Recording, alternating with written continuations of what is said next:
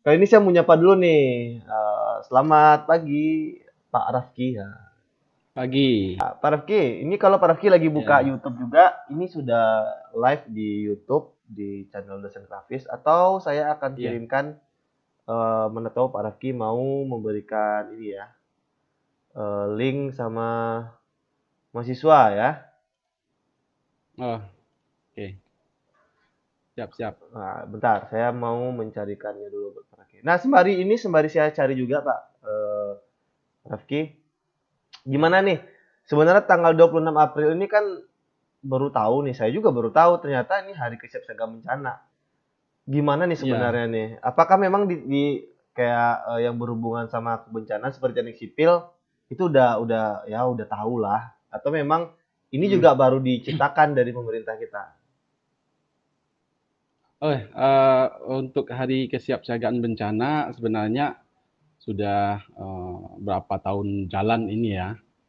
Dan alhamdulillah 5 tahun terakhir itu setiap kita di Sumbar khususnya ya dan di Kota Padang itu setiap diadakannya diselenggarakannya hari kesiapsiagaan bencana itu ternyata antusias masyarakat itu ternyata sangat tinggi sekali. Jadi eh, kontribusi atau keterlibatan masyarakat atas upaya pemerintah dalam memperkenalkan atau mensosialisasikan bagaimana seharusnya yang kita lakukan saat bencana itu benar-benar terjadi, itu kegiatan sosialisasi yang diberikan pemerintah sama ke masyarakat itu sangat mendapat dukungan sekali dari masyarakat. Nah, artinya antusiasme masyarakat itu ternyata sangat tinggi.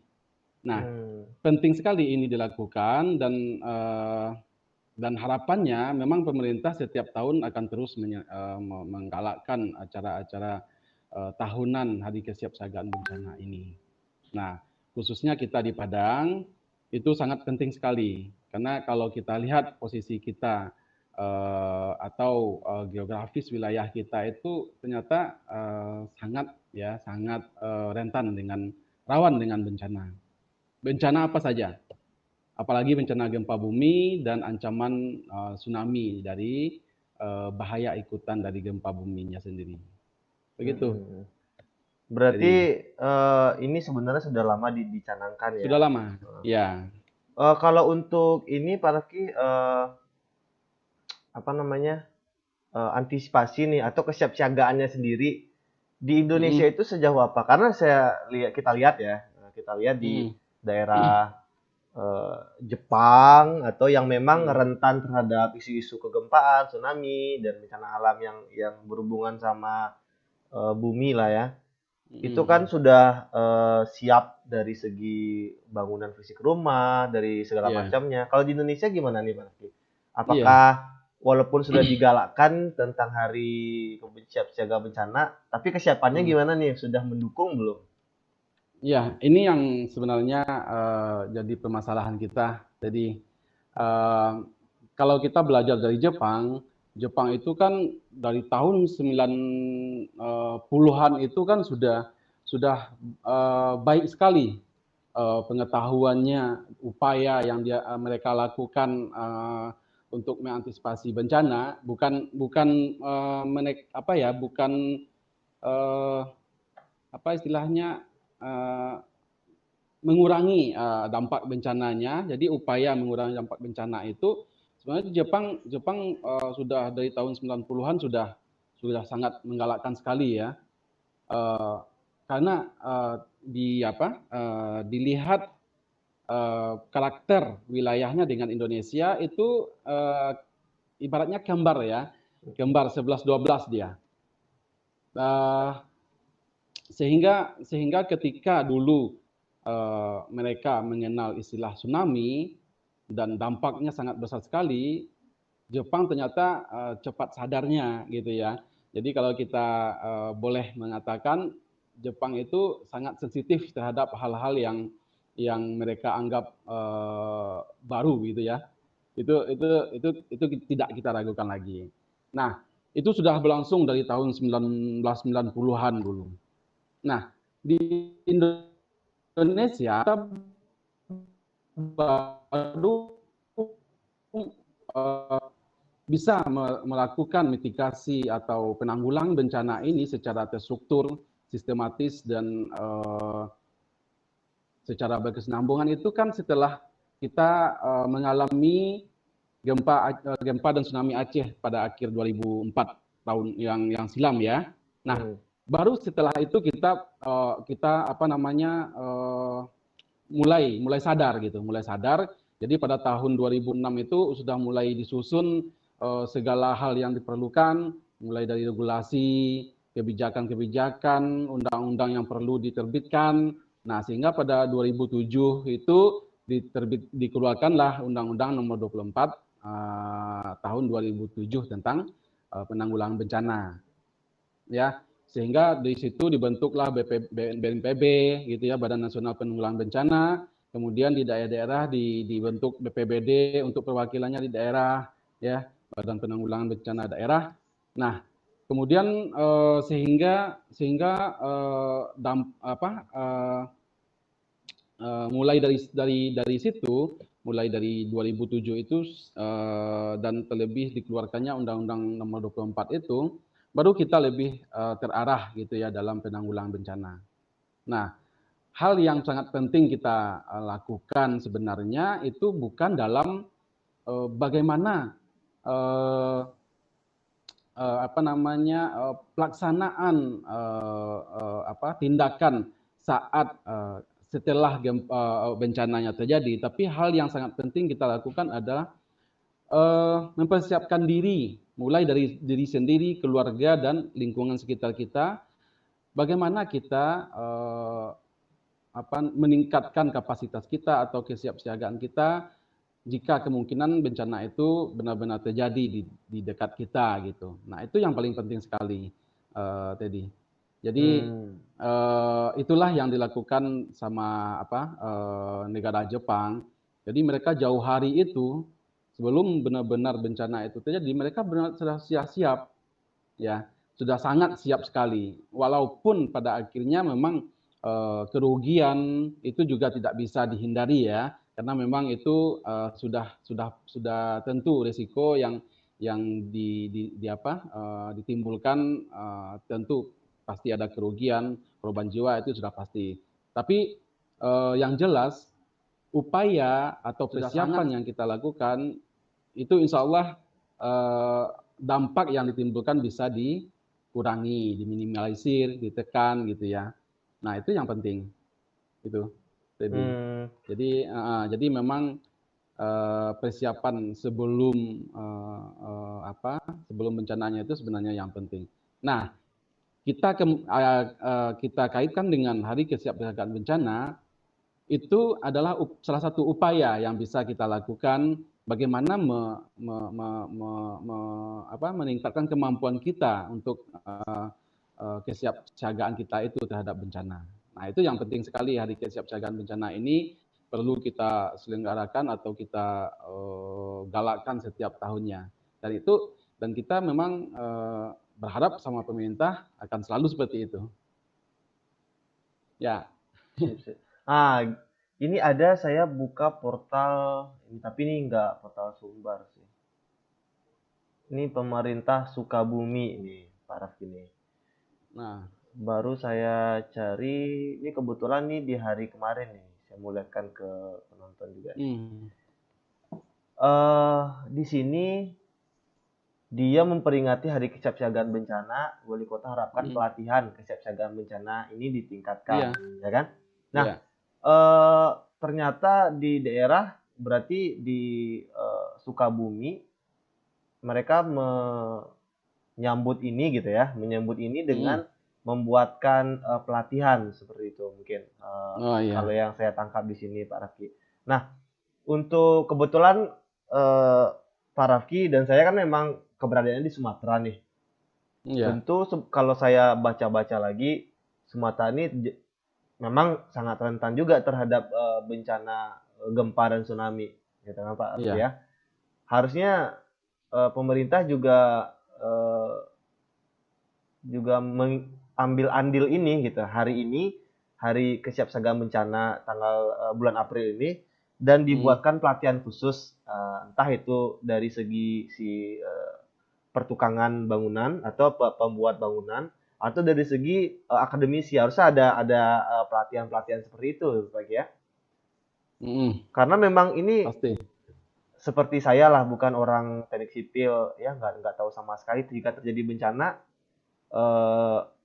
Yang taunya ya lari, berlindung, ini segala macam. Tapi bagaimana cara survive ketika sudah terjadi bencana, nggak tahu mau ngapain lagi gitu. Anggaplah kita selamat nih dari bencana itu, kita mau ngapain lagi? Titik mana yang kita tuju? Harusnya kan ada pelatihan, nggak hanya siap siaga bencana pada saat terjadi bencana doang gitu. Tapi setelah bencana itu terjadi, kita mau ngapain lagi gitu. Harusnya ada pelatihan gitu ya Pak Ki ya? Iya, pasti.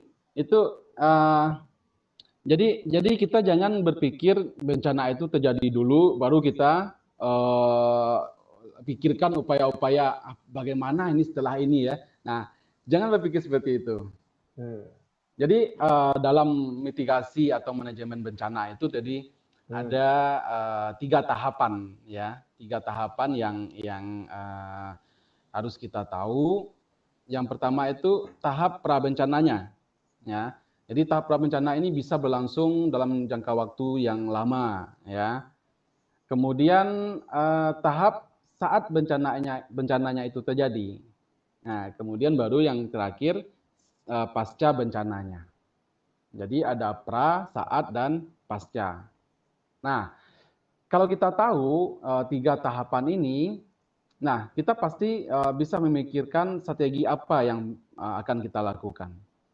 Jadi kalau kita lihat, yang pertama mungkin kalau kita pikirkan bencana itu terjadi, saat bencana itu terjadi, itu kita pasti wilayah kemampuannya sudah tidak memungkinkan kalau kita upaya sendiri, kita melawan sendiri. Ini sudah wilayahnya kan sudah siapapun pasti datang bantu ya, bahkan dari orang luar pun itu pasti datang bantu, datang memberikan bantuan. Dan itu kan biayanya sangat besar sekali, ya kan? Itu sangat butuh biaya besar, tenaga besar, semuanya serba besar. Dan itu tidak bisa kita lakukan sendiri. Kemudian apalagi setelah bencananya, kerusakan bangunan, ya, keruntuhan bangunan, dampak psikologis yang perlu dipulihkan mentalnya anak-anak, gitu ya. Kemudian biaya pembangunan ulang, itu ya, rekonstruksi, rehabilitasi bangunan, itu kan nggak sedikit biayanya. Ya, apa yang mungkin bisa kita lakukan sebagai diri pribadi, sebagai kelompok, komunitas kecil gitu ya, bencananya. Nah, pada tahapan prabencana ini banyak yang bisa kita lakukan. Contohnya sosialisasi tentang bagaimana pendidikan kebencanaan untuk anak-anak. Nah, ini kan yang juga kita lakukan dulu kan tadi. Iya. Kita kan pernah ya. Sempat ya, Nah, sempat melakukan. kita dulu kan pernah punya harapan ya, mimpi dulu supaya kegiatan-kegiatan mitigasi bencana kecil-kecilan yang kita lakukan itu bisa berkesinambungan terus. Nah, walaupun dalam beberapa hal kita pun ada keterbatasan ya, mungkin karena waktu, kesempatan, dan mungkin biaya juga, sehingga ada bagian-bagian yang terpotong dan terhenti gitu. Walaupun perlahan masih kita coba terus galakkan gitu ya, kita tingkatkan itu. Nah, ini sangat penting ini.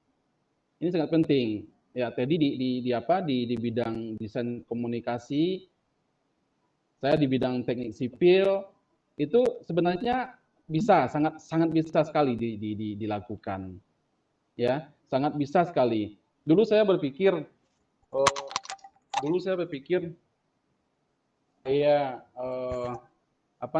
manajemen atau mitigasi bencana ini di bidang struktur itu sudah sangat baik sekali bagi saya ya, di bidang teknik sipil itu. Saya rasa saya yang paling penting gitu. Ini bidang teknik sipil ini yang paling penting mengurusi dampak dari bencana gempa contohnya ya. Kalau dampaknya itu kan keruntuhan bangunan ya. Nah, dengan adanya orang teknik sipil, nah bisa diatasi gitulah, bisa dibuatkan bagaimana metode perancangan bangunan tahan gempanya. Tapi ternyata semakin ke sini semakin sadar gitu ya, semakin sadar ternyata tidak bisa sendiri. Ternyata orang teknik sipil tidak bisa sendiri ketika sudah sudah terjadi gempa misalnya. Setelahnya itu ngapain? Bingung gitu kan, bingung, pasti bingung. Kita pasti butuh orang sosiologi, ya, orang sosial. Kita butuh orang psikologi. Kita butuh orang pendidikan. Bagaimana caranya? Ya kita harus satukan beberapa bidang ini, harus kita sinergikan gitu ya. Jadi orang-orang bidang pendidikan mereka menyusun kurikulum pendidikan kebencanaan mungkin bisa diselipkan di mata pelajaran geografi gitu ya.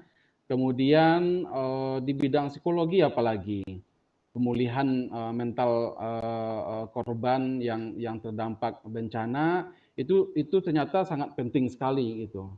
Kemudian di bidang desain komunikasi, ketika tahapan prabencana ini banyak yang bisa kita lakukan. Kita bisa membuat infografis tentang kebencanaan ya. Saya juga banyak belajar ya tadi ya dari tadi. Kemudian membuat sign system di tempat-tempat tertentu, misalnya di jalur-jalur evakuasi yang memang harus ada gitu ya. Kemudian merancang sebuah buku pembelajaran tentang kebencanaan itu juga sangat sangat membantu sekali ya, apalagi untuk anak-anak. Nah, kita juga harus tahu kebencanaan sejak dini diterapkan kepada anak-anak, itu ternyata mereka lah yang menjadi generasi penerus nanti kan yang akan mampu menyelamatkan orang-orang sekitarnya. Nah, ini perlu kita bekali dari sejak sekarang gitu, dari sejak mereka kecil. Nah, untuk kita di Indonesia, khususnya kita bicara di Sumatera Barat saja dulu. Sebenarnya bukan tidak ada upaya-upaya seperti itu tadi. Sering malah gitu ya, sering malah. Hanya saja mungkin tidak terlalu menyentuh pada level-level tertentu gitu. Jadi ketika pemerintah misalnya kita perwakilannya BNPB, melalui BNPB itu kadang hanya terhenti di di perguruan tinggi, kadang hanya tertentu di suatu lembaga-lembaga tertentu. Nah, ke bawahnya itu kadang tidak sampai, yang sangat sulit gitu ya. Dan tapi bukan tidak mungkin. Nah, kita inilah yang harus melanjutkan itu. Nah, kalau level-level di bawah itu dibekali lewat kita ya, lewat misalkan kita orang akademik. Nah, kita memang harus turun ke jalan melalui contohnya dengan kegiatan pengabdian kepada masyarakat. Itu salah satu contohnya. Tapi secara mandiri kita juga ternyata sangat penting ya, sangat sangat sekali ya, sangat bermanfaat sekali. Mungkin kita karena kepedulian kita gitu ya, kita sambil ngobrol aja dengan bapak-bapak di dekat kita, itu sebenarnya juga sudah tersampaikan upaya-upaya yang pengetahuan tentang kebencanaan. Nah, itu yang harus dipikirkan. Jadi harusnya satu sama lain memang harus mendukung gitu ya. Dan itu harus berlanjut, tidak boleh terhenti. Itu harus berlanjut. Nah, Kalau gini Pak Daki, level ya. Ini saya udah mencari coba beberapa yang sedang sebenarnya kalau bencana itu kan nggak harus gempa bumi. Tapi karena gempa bumi ini yang banyak bisa dikatakan termasuk salah satu banyak memakan korban jiwa. Karena dia sekali-sekali tapi ketika terjadi itu banyak menelan korban jiwa, apalagi dengan potensi yang besar ya Pak Rak ya. Tentu ini termasuk salah satu levelnya yang untuk siap siaganya atau pengetahuan tentang ini harus lebih Hmm. ditingkatkan. Nah, saya dapat ini dari Kompas Hmm. tentang gempa bumi. Ini cara menyelamatkan diri yang direkomendasikan dari BNPB. Nah, Hmm. ada perlindungan saat terjadi gempa atau ini ada beberapa dia ngambil kutipan dari buku saku tangkas tangguh menghadapi bencana. Hmm. Itu nih beberapa poinnya nih Pak Rafki. Jika sedang berada dalam ruangan berlindunglah di bawah meja, Hmm. pintu, atau berdiri di sisi bangunan yang kuat, seperti pojok bangunan yang memiliki rangka. Lindungi kepala dari risiko terkena reruntuhan benda keras seperti menggunakan helm dan bantal. Lalu matikan semua peralatan yang menggunakan api dan listrik demi menghindari kebakaran atau korsleting. Jangan gunakan lift, sebagai gantinya keluarlah dari gedung menggunakan tangga darurat. Ya. Setelah sampai di luar ruangan, jangan berdiri di bawah tiang, bangunan yang terlihat rapuh, Hmm. pohon, dan instalasi listrik. Perhatikan juga kondisi sekitar. Waspadi barang-barang yang Hmm. ada di sekitar. Karena siapa tahu getaran gempa akan menjatuhkan mereka dan menimpa mereka. Ini ada penyelamatan diri dari gempa saat tidur. Ada banyak nih Ya. yang mesti kita tahu gitu Pak Raffi. Nah, Ya. tapi ada saya menjadi pertanyaan nih Pak Raffi. Ketika jika dalam ruangan itu berlindunglah di pojok bangunan yang memiliki rangka. Nah, ini bisa dijelasin sedikit nggak, Raffi? Pojok bangunan yang memiliki rangka ini atau pojok yang terkuat gitu ya. Ini posisinya kira-kira di mana, Pak Raffi? Ya.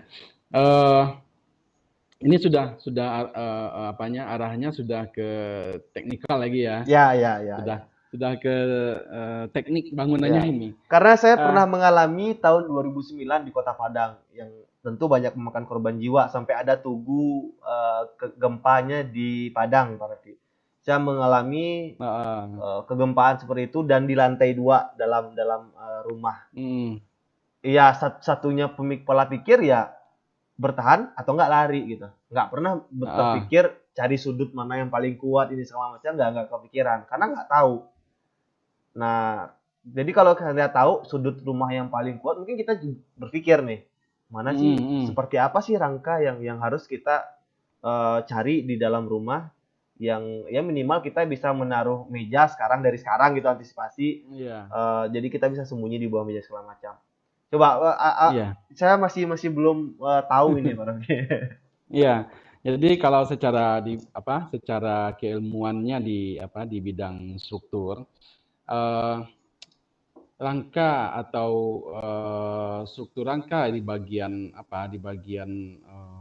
pojok gitu ya, itu adalah elemen atau bagian utama dari struktur yang paling apa namanya istilahnya, eh, yang paling lama mengalami kegagalan gitu, atau Hmm. yang paling terakhir mengalami kegagalan. Jadi karena beban-beban semua didistribusikan ke bagian-bagian yang melintang gitu ya, artinya pada balok dan kolom-kolom utama di tengah-tengah. Nah, sehingga beban-beban yang di pojok, di elemen-elemen pojok itu sedikit lebih berkurang. Nah, gitu. Jadi kalau secara keilmuannya Hmm. seperti itu. Makanya elemen di pojok itu lebih kuat dibanding elemen-elemen struktur yang lainnya, yang utama, yang berada di tengah-tengah bangunan. Nah, Pojok itu itu yang lebih daerah siku ya Pak ya? iya yang Ah. di antara apa namanya? Di antara dua sisi yang ketemunya dua sisi gitu ya, Hmm. dua bidang. Nah, di situ memang ada arahan ke arahan penyelamatan ke situ. Tapi itu pun sebenarnya nggak disarankan gitu ya. Gitu ya ya Kalau ya. dalam kondisi terdesak, barulah kalau mungkin hanya itu jalan satu-satunya ya cobalah kita kita kita lakukan gitu ya. Hmm. Kalau tidak memungkinkan, misalkan kita di lantai 2 nih, gitu kan, nggak mungkin kita melompat keluar jendela kan, nanti malah meninggalnya juga gara-gara lompat itu malah nanti bukan karena keruntuhan bangunnya, nah kan gitu. Jadi berpikir tenang ketika bencana itu juga sangat penting sekali. Iya ya. Saya Jadi juga carilah yang sependapat tuh. memang Ya, makanya pengetahuan kebencanaan itu atau manajemen bencana itu sangat penting sekali dibanding upaya penyelamatan diri saat bencananya. Nah, itu sangat apa namanya dia tidak linearitas gitu ya. Jadi Hmm. kalau bisa dikasih persentase, mungkin upaya sebelum apa upaya pra bencananya itu mungkin 80% dan upaya saat bencananya itu hanya 5 atau 10% saja sebenarnya. Jadi sangat sangat Hmm. jauh sekali ya persentasenya. Begitu mungkin jadi kalau secara keilmuan di Hmm. bidang Kegempaan ya. kesipilannya, strukturnya. Ini terakhir Pak Rafki. Ya, Saya bisa dikatakan belum lama lah untuk mengetahui tentang atau bergerak meneliti masalah kegempaan ini, kebencanaan lah ya, nggak harus ya kegempaan, bisa jadi itu kebencanaan. berupa tsunami hasil dari gempa bumi atau abrasi atau banjir juga. Nggak lama saya Ya, juga udah mulai mengarah ke sana hasil penelitian saya, walaupun ada banyak hasil-hasil yang lebih ke eh, tradisional juga gitu, lokal konten, tapi ya, juga saya mengarahkan ke bidang bencana ini. Nah, sebenarnya kalau dari Pak Rafki sendiri ini terakhir, apa sih yang Pak Rafki harapkan dari grafis atau dari pesan visual yang akan ini kan bergantungan nih Pak Ki. Mungkin dari segi keilmuan bencana eh, sudah banyak yang dihasilkan, cuma cara menyampaikan ke masyarakat tentu butuh yang namanya teknik-teknik apa teknik-teknik media, teknik-teknik kreatif iya, media iya, iya, yang harus iya, eh, ya mungkin karena pergantian media itu begitu cepat ya pembaharuannya, tentu harus bisa menyesuaikan. Nah, apa hmm, sih yang diharapkan bagi sebagai teknik sipil atau orang-orang sipil lainnya atau orang-orang pakar bencana lainnya berharap apa nih dengan komunikasi visual atau dengan jurusan-jurusan yang berhubungan sama perancang media? Apa yang hmm, bisa ya, Pak Ki harapkan nih dari situ? Karena saya juga ya, termasuk perancang media gitu. ya, ya, ya, ya. Oke, eh, ini yang sama-sama kita harapkan tadi. Jadi apa namanya? Dulu ya, dulu yang apa? Yang cukup serius memperhatikan eh, kebencanaan ini mungkin dari orang-orang manajemen ya atau orang-orang sosial yang bergerak secara sporadis terpisah gitu ya. Hmm. Jadi tidak ada kontribusi dari bidang-bidang lain atau kelompok-kelompok yang lain. Nah, ini yang kita harapkan. Jadi seharusnya eh, apa namanya fenomena kebencanaan itu harusnya menjadi tanggung jawab kita bersama. Nah, maksud saya eh, multi perspektif keilmuan itu sebenarnya harus saling mendukung. Ya. Nah, untuk apa? Untuk mereka yang bergerak di bidang desain komunikasi, grafis gitu ya. Eh, tentu ini sangat apa? Sangat penting sekali, sangat penting. Jadi kalau saat apalagi saat ini ya. Jadi paradigma kebencanaan itu kan semakin waktu semakin berubah, semakin pola pikir orang dulu tentu tidak sama dengan pola pikir yang sekarang, ya. Kemajuan teknologi zaman dulu, ya, sebelum adanya kemudahan kita rasakan sekarang, internet, ya, kemudian ya semuanya. Nah itu sangat sangat apa namanya sangat baik untuk perkembangan kemampuan orang untuk melakukan eh, mitigasi apa melakukan menyampaikan informasi-informasi kebencanaan. Ya, harapannya ini tidak hanya berhenti di apa di satu ini saja di satu level saja gitu ya. Nah, kemudian harus disampaikan contohnya eh, kita harus membuat suatu informasi yang bisa disentuh semua lapisan, ya. Kita ada yang mencoba membuat aplikasi tertentu, ada yang mencoba membuatnya dengan dengan iklan-iklan yang membahas tentang kebencanaan. Nah, itu kan sangat bagus sekali, ya, sangat bagus sekali. Nah, sehingga informasinya itu sampai ke bawah-bawah, ke pelosok, itu semuanya dapat.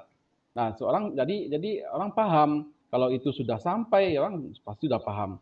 Nah, sangat penting sekali bidang grafis, bidang desain informasi teknologi gitu ya, khususnya itu sangat berperan sekali dalam manajemen bencana kita. Nah, kalau di bidang struktur itu sudah ada beberapa aplikasi juga yang diciptakan oleh orang infografis ya, kerjasama infografis dengan teknologi informasi itu membuat suatu aplikasi yang gunanya untuk menilai bangunan, mengevaluasi suatu bangunan. Jadi ada beberapa parameter dimasukkan, diukur secara manual dulu parameternya, besar bangunan, tinggi bangunan, kemudian kekuatan bangunan, berapa jumlah balok dan kolomnya, itu dimasukkan manual ke aplikasinya.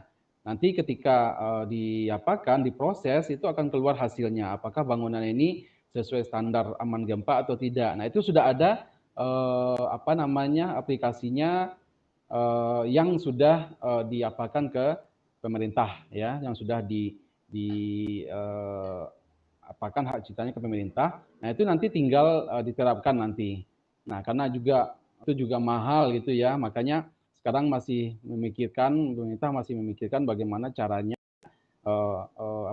aplikasi ini bisa dimiliki oleh semua masyarakat, khususnya yang ini ya, warga khususnya ya. Nah, itu yang penting. Itu tadi. Jadi sangat erat sangat berpengaruh ya. Sangat berpengaruh desain komunikasi terhadap penyampaian informasi manajemen bencana kita di Indonesia. Oke, ini semoga segala penelitian tentang ini ya, tentang kebencanaan dari nggak hanya Pak Rafki aja, semua orang yang penelitian tentang kebencanaan itu semakin ada pembaruan, semakin ada dampak ya. Tentu setiap kita entah itu meneliti atau membuat alat lah, yang merancang sebuah alat, tentu ada dampak lah ya yang ingin dicapai. Jangan hanya sekedar membuat tapi nggak ada korelasi dengan yang lain gitu. Nah, kita berharapnya ini tentang kebencanaan itu ya, actionnya. Kita berharap memang kebencanaan ini emang meminimalisir lah ya. Bencana nggak bisa ditahan ya Pak ya. Dihindari, tidak bisa dihindari. Bencana alam nggak bisa dihindari. Tapi kita sebagai manusia tentu mencari suatu bentuk bagaimana cara meminimalisir korban gitu, atau meminimalisir kejadian itu, jangan sampai banyak memakan korban jiwa, korban harta dan segala macamnya. Nah, hari ini terima kasih Pak Rafki udah mau datang ke ini, sebenarnya yang kedua Pak Rafki. Yang pertama kemarin sudah kebetulan tentang mudik gitu kan, sama teman saya di Jakarta, dan ini yang kedua tentang kebencanaan karena ini yang kedua ini ya. Yang kedua ini, tapi namanya beda. Kalau yang kemarin tuh kopi malam karena malam kan. Sekarang kopi pagi jadi karena bisa pagi. Sambil ngopi beneran ya. Bisa sambil ngopi beneran. Kapan-kapan kita boleh join lagi Pak Rafki, karena ini enak boleh. nih.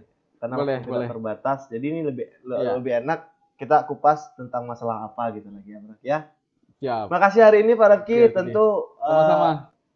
Kedatangan Pak Rafki ini semakin memperbanyak atau menambah wawasan ilmu saya dan yang lagi nonton juga.